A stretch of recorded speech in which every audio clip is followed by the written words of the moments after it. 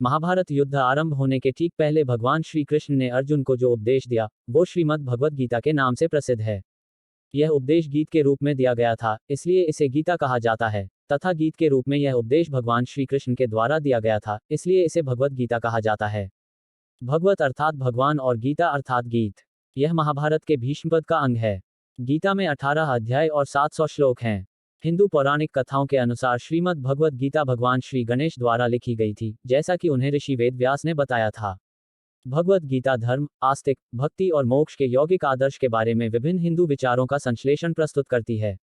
गीता में आत्मा, परमात्मा, भक्ति, कर्म, जीवन आदि का वृहद रूप से वर्णन किया गया है। गीता से हमें यह ज्ञान मिलता है कि व्यक्ति को केवल अपने कर्म पर ध्यान देना चाहिए, साथ ही कर्म करते समय इस बात का ध्यान रखना चाहिए कि हम जो भी कर्म कर रहे हैं उसका फल हमें निश्चित ही प्राप्त होगा। गीता पढ़ने वाले व्यक्ति को सच और झूठ, ईश्वर और जीव का ज्ञान हो जाता है, उसे अच्छे और बुरे की समझ आ जाती है। गीता पढ़ने से व्यक्ति का आत्मबल बढ़ता है और व्यक्ति साहसी और निडर बनकर अपने कर्तव्य पथ पर आगे बढ़ता है। रोजाना गीता पढ़ने से शरीर और दिमाग में सकारात्मक ऊर्जा विकसित होती है। जय श्री कृष्ण, जय श्री भागवत गीता जी। हेलो एवरीवन, कैसे हैं आप सब? आप सभी का मेरे YouTube चैनल आध्यात्म निधि में बहुत बहुत स्वागत है। मैं हूं निधि खरे और आज मैं लेकर आई हूं आपके लिए श्रीमद् भगवत गीता के अध्याय 18 के समस्त श्लोकों के हिंदी अनुवाद का वर्णन। आज के इस वीडियो में आप जानेंगे कि किस प्रकार भगवान श्री कृष्ण त्याग का विशद वर्णन, कर्मों के होने में सांख्य सिद्धांत का कथन, तीनों गुणों के अनुसार ज्ञान, कर्म, कर्ता, बुद्धि, धृति और सुख के पृथक पृथक भेद का वर्णन, फल सहित वर्ण धर्म के विषय का वर्णन, ज्ञान निष्ठा का वर्णन, भक्ति सहित कर्मयोग का विवेचन और अंत में श्री गीता जी के महात्म्य का वर्णन करते हैं। तो इस वीडियो को आप बिना स्किप किए एंड तक पूरा जरूर देखिएगा और मेरे चैनल को लाइक, शेयर, सब्सक्राइब और बेल नोटिफिकेशन में ऑल सिलेक्ट करना बिल्कुल भी मत भूलिएगा, जिससे कि आप मेरे सभी लेटेस्ट वीडियो सबसे पहले देख सकें। आप मुझे इंस्टाग्राम और फेसबुक पेज पर भी फॉलो कर सकते हैं। तो आइए मेरे साथ ज्ञान प्राप्त करते हैं श्रीमद् भगवत गीता के अध्याय 18 का। अर्जुन बोले, हे महाबाहो, हे अंतर्यामिन, हे वासुदेव, मैं संन्यास और त्याग के तत्व को पृथक पृथक जानना चाहता हूँ। श्री भगवान बोले, कितने ही पंडित जन तो काम्य कर्मों के त्याग को संन्यास समझते हैं तथा दूसरे विचार कुशल पुरुष सब कर्मों के फल के त्याग को त्याग कहते हैं। कई एक विद्वान ऐसा कहते हैं कि कर्ममात्र दोषयुक्त हैं, इसलिए त्यागने के योग्य हैं, और दूसरे विद्वान ये कहते हैं कि यज्ञ, दान और तपरूप कर्म त्यागने योग्य नहीं है। हे पुरुष श्रेष्ठ अर्जुन, संन्यास और त्याग, इन दोनों में से पहले त्याग के विषय में तू मेरा निश्चय सुन, क्योंकि त्याग सात्विक, राजस और तामस भेद से 3 प्रकार का कहा गया है। यज्ञ, दान और तपरूप कर्म त्याग करने के योग्य नहीं है, बल्कि वह तो अवश्य कर्तव्य है, क्योंकि यज्ञ, दान और तप ये तीनों ही कर्म बुद्धिमान पुरुषों को पवित्र करने वाले हैं। इसलिए हे पार्थ, इन यज्ञ, दान और तपरूप कर्मों को तथा और भी संपूर्ण कर्तव्य कर्मों को आसक्ति और फलों का त्याग करके अवश्य करना चाहिए। यह मेरा निश्चय किया हुआ उत्तम मत है। निषिद्ध और काम्य कर्मों का तो स्वरूप से त्याग करना उचित ही है, परंतु नियत कर्म का स्वरूप से त्याग करना उचित नहीं है। इसलिए मोह के कारण उसका त्याग कर देना तामस त्याग कहा गया है।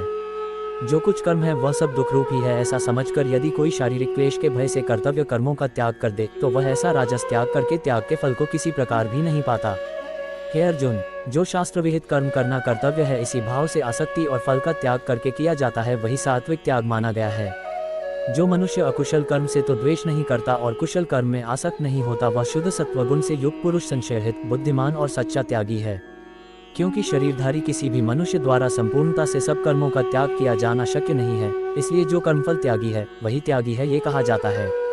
कर्मफल का त्याग न करने वाले मनुष्यों के कर्मों का तो अच्छा, बुरा और मिला हुआ ऐसे 3 प्रकार का फल मरने के पश्चात अवश्य होता है, किंतु कर्मफल का त्याग कर देने वाले मनुष्यों के कर्मों का फल किसी काल में भी नहीं होता। हे महाबाहो, संपूर्ण कर्मों की सिद्धि के ये 5 हेतु कर्मों का अंत करने के लिए उपाय बतलाने वाले सांख्य शास्त्र में कहे गए हैं, उनको तू मुझसे भली भांति जान। इस विषय में अर्थात कर्मों की सिद्धि में अधिष्ठान और कर्ता तथा भिन्न भिन्न प्रकार के करण एवं नाना प्रकार की अलग अलग चेष्टाएं, और वैसे ही 5वां हेतु दैव है। मनुष्य मन, वाणी और शरीर से शास्त्रानुकूल अथवा विपरीत जो कुछ भी कर्म करता है उसके ये 5 कारण हैं। परंतु ऐसा होने पर भी जो मनुष्य अशुद्ध बुद्धि होने के कारण उस विषय में यानी कर्मों के होने में केवल शुद्ध स्वरूप आत्मा को कर्ता समझता है, वह मलिन बुद्धि वाला अज्ञानी यथार्थ नहीं समझता।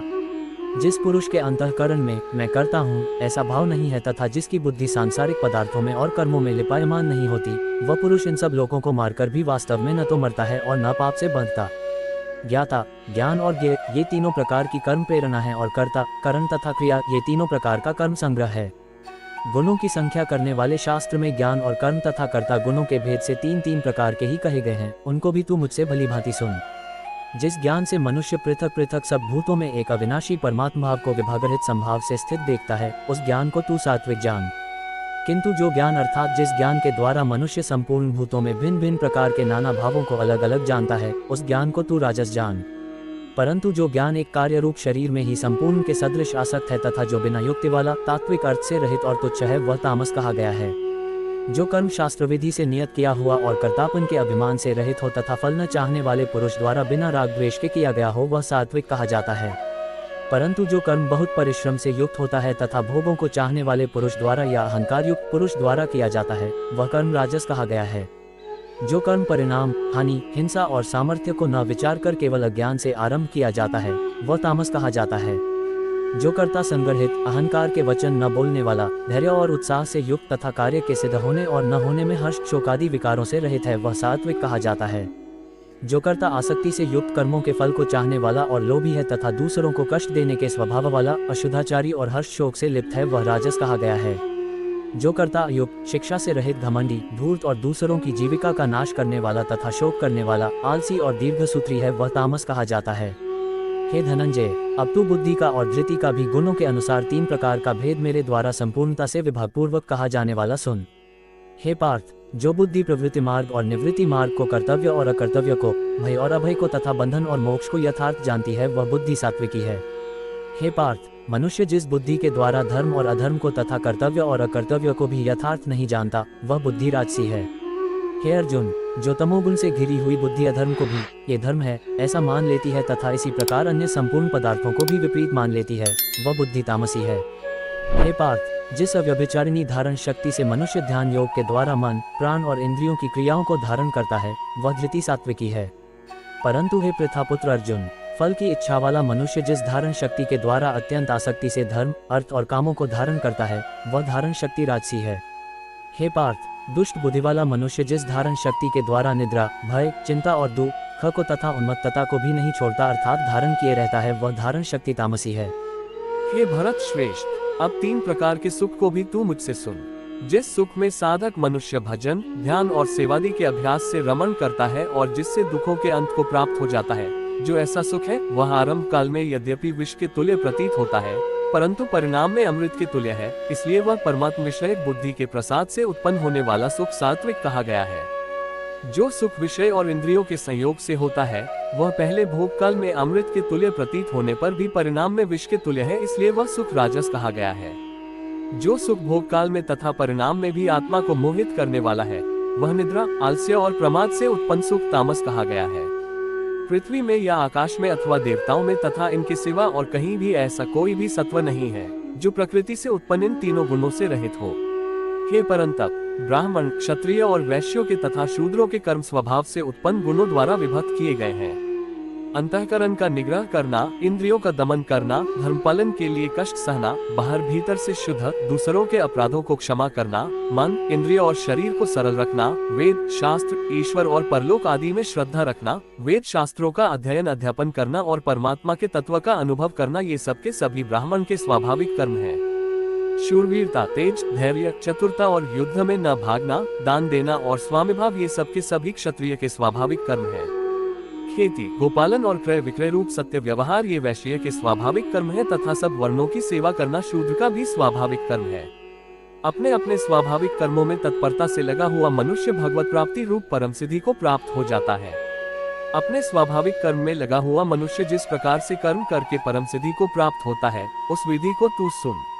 जिस परमेश्वर से संपूर्ण प्राणियों की उत्पत्ति हुई है और जिससे ये समस्त जगत व्याप्त है, उस परमेश्वर की अपने स्वाभाविक कर्मों द्वारा पूजा करके मनुष्य परम सिद्धि को प्राप्त हो जाता है।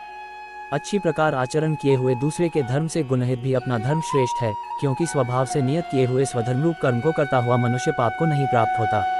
अतः हे कुंती पुत्र, दोषयुक्त होने पर भी सहज कर्म को नहीं त्यागना चाहिए, क्योंकि धुएं से अग्नि की भांति सभी कर्म किसी न किसी दोष से युक्त हैं। सर्वत्र आसक्ति रहित बुद्धि वाला, स्पृहा रहित और जीते हुए अंतःकरण वाला पुरुष सांख्य योग के द्वारा उस परम नैष्कर्म्य सिद्धि को प्राप्त होता है जो कि ज्ञान योग की परानिष्ठा है। उस नैष्कर्म्य सिद्धि को जिस प्रकार से प्राप्त होकर मनुष्य ब्रह्म को प्राप्त होता है, उस प्रकार को हे कुंती पुत्र तू संक्षेप में ही मुझसे समझ। विशुद्ध बुद्धि से युक्त तथा हल्का, सात्विक और नियमित भोजन करने वाला, शब्दादि विषयों का त्याग करके एकांत और शुद्ध देश का सेवन करने वाला, सात्विक धारण शक्ति के द्वारा अंतःकरण और इंद्रियों का संयम करके मन, वाणी और शरीर को वश में कर लेने वाला, राग द्वेष को सर्वथा नष्ट करके भलीभांति दृढ़ वैराग्य का आश्रय लेने वाला तथा अहंकार, बल, घमंड, काम, क्रोध और परिग्रह का त्याग करके निरंतर ध्यान योग के परायण रहने वाला, ममता रहित और शांतियुक्त पुरुष सच्चिदानंद घन ब्रह्म में अभिन्न भाव से स्थित होने का पात्र होता है। फिर वह सच्चिदानंद घन ब्रह्म में एक ही भाव से स्थित प्रसन्न मन वाला योगी न तो किसी के लिए शोक करता है और न किसी की आकांक्षा ही करता है। ऐसा समस्त प्राणियों में संभाव वाला योगी मेरी पराभक्ति को प्राप्त हो जाता है। उस पराभक्ति के द्वारा वह मुझ परमात्मा को, मैं जो हूँ और जितना हूँ, ठीक वैसा का वैसा तत्व से जान लेता है तथा उस भक्ति से मुझको तत्व से जानकर तत्काल ही मुझ में प्रविष्ट हो जाता है। मेरे परायण हुआ कर्मयोगी तो संपूर्ण कर्मों को सदा करता हुआ भी मेरी कृपा से सनातन अविनाशी परम पद को प्राप्त हो जाता है। सब कर्मों को मन से मुझ में अर्पण करके तथा संबुद्धि रूप योग को अवलंबन करके मेरे परायण और निरंतर मुझ में चित्तवाला हो। उपर्युक्त प्रकार से मुझ में चित्तवाला होकर तू मेरी कृपा से समस्त संकटों को अनायास ही पार कर जाएगा और यदि अहंकार के कारण मेरे वचनों को न सुनेगा तो नष्ट हो जाएगा, अर्थात परमार्थ से भ्रष्ट हो जाएगा। जो तू अहंकार का आश्रय लेकर यह मान रहा है कि मैं युद्ध नहीं करूंगा, तो तेरा यह निश्चय मिथ्या है, क्योंकि तेरा स्वभाव तुझे जबरदस्ती युद्ध में लगा देगा। हे कुंती पुत्र, जिस कर्म को तू मोह के कारण करना नहीं चाहता, उसको भी अपने पूर्वकृत स्वाभाविक कर्म से बंधा हुआ परवश होकर करेगा। हे अर्जुन, शरीर रूप यंत्र में आरूढ़ हुए संपूर्ण प्राणियों को अंतर्यामी परमेश्वर अपनी माया से उनके कर्मों के अनुसार भ्रमण कराता हुआ सब प्राणियों के हृदय में स्थित है। हे भारत, तू सब प्रकार से उस परमेश्वर की ही शरण में जा। उस परमात्मा की कृपा से ही तू परम शांति को तथा सनातन परमधाम को प्राप्त होगा। इस प्रकार यह गोपनीय से भी अति गोपनीय ज्ञान मैंने तुमसे कह दिया। अब तू इस रहस्ययुक्त ज्ञान को पूर्णतया भलीभांति विचार कर, जैसे चाहता है वैसे ही कर। संपूर्ण गोपनीयों से अति गोपनीय मेरे परम रहस्ययुक्त वचन को तू फिर भी सुन। तू मेरा अतिशय प्रिय है, इससे ये परम हितकारक वचन मैं तुझसे कहूँगा। हे अर्जुन, तू मुझ में मनवाला हो, मेरा भक्त बन, मेरा पूजन करने वाला हो और मुझको प्रणाम कर। ऐसा करने से तू मुझे ही प्राप्त होगा, यह मैं तुझसे सत्य प्रतिज्ञा करता हूँ, क्योंकि तू मेरा अत्यंत प्रिय है। संपूर्ण धर्मों को अर्थात संपूर्ण कर्तव्य कर्मों को मुझ में त्याग कर तू केवल एक मुझ सर्वशक्तिमान सर्वाधार परमेश्वर की ही शरण में आ जा। मैं तुझे संपूर्ण पापों से मुक्त कर दूंगा, तू शोक मत कर। तुझे ये गीत रूप रहस्यमय उपदेश किसी भी काल में न तो तपरहित मनुष्य से कहना चाहिए, न भक्ति रहित से और न बिना सुनने की इच्छा वाले से ही कहना चाहिए, तथा जो मुझ में दोष दृष्टि रखता है उससे तो कभी भी नहीं कहना चाहिए। जो पुरुष मुझ में परम प्रेम करके इस परम रहस्ययुक्त गीता शास्त्र को मेरे भक्तों में कहेगा, वह मुझको ही प्राप्त होगा, इसमें कोई संदेह नहीं है। उससे बढ़कर मेरा प्रिय कार्य करने वाला मनुष्यों में कोई भी नहीं है, तथा पृथ्वी भर में उससे बढ़कर मेरा प्रिय दूसरा कोई भविष्य में होगा भी नहीं। जो पुरुष इस धर्म में हम दोनों के संवाद रूप गीता शास्त्र को पढ़ेगा, उसके द्वारा भी मैं ज्ञानयज्ञ से पूजित होऊंगा, ऐसा मेरा मत है। जो मनुष्य श्रद्धायुक्त और दोष दृष्टि से रहित होकर इस गीता शास्त्र का श्रवण भी करेगा, वह भी पापों से मुक्त होकर उत्तम कर्म करने वालों के श्रेष्ठ लोगों को प्राप्त होगा। हे पार्थ, क्या इसको तूने एकाग्रचित से श्रवण किया? और हे धनंजय, क्या तेरा अज्ञानजनित मोह नष्ट हो गया? अर्जुन बोले, हे अच्युत, आपकी कृपा से मेरा मोह नष्ट हो गया और मैंने स्मृति प्राप्त कर ली है। अब मैं संशयरहित होकर स्थिर हूँ, अतः आपकी आज्ञा का पालन करूंगा। संजय बोले, इस प्रकार मैंने श्री वासुदेव के और महात्मा अर्जुन के इस अद्भुत रहस्ययुक्त रोमांचकारक संवाद को सुना। श्री व्यास जी की कृपा से दिव्य दृष्टि पाकर मैंने इस परम गोपनीय योग को अर्जुन के प्रति कहते हुए स्वयं योगेश्वर भगवान श्री कृष्ण से प्रत्यक्ष सुना। हे राजन, भगवान श्री कृष्ण और अर्जुन के इस रहस्ययुक्त कल्याणकारक और अद्भुत संवाद को पुनः पुनः स्मरण करके मैं बार बार हर्षित हो रहा हूँ। हे राजन, श्रीहरि के उस अत्यंत विलक्षण रूप को भी पुनः पुनः स्मरण करके मेरे चित्त में महान आश्चर्य होता है और मैं बार बार हर्षित हो रहा हूँ। हे राजन, जहाँ योगेश्वर भगवान श्री कृष्ण है और जहाँ गांडीव धनुषधारी अर्जुन है, वहीं पर श्री, विजय, विभूति और अचल नीति है, ऐसा मेरा मत है। तो आज के इस वीडियो को मैं करती हूँ यहीं पर खत्म। आशा करती हूँ कि आपको श्रीमद् भगवत गीता के अध्याय 18 का संपूर्ण ज्ञान प्राप्त हो ही गया होगा। यदि आपको मेरा ये वीडियो अच्छा लगा हो तो इसे लाइक व शेयर अवश्य करें, और यदि आप मेरे चैनल पर नए हैं तो चैनल को सब्सक्राइब करके बेल नोटिफिकेशन में ऑल सिलेक्ट अवश्य करें, जिससे कि आप मेरे सभी लेटेस्ट वीडियो सबसे पहले देख सकें। तो जल्द ही मिलते हैं एक नई वीडियो में, तब तक के लिए गुड बाय, टेक केयर। जय श्री कृष्ण, जय श्री भागवत गीता जी।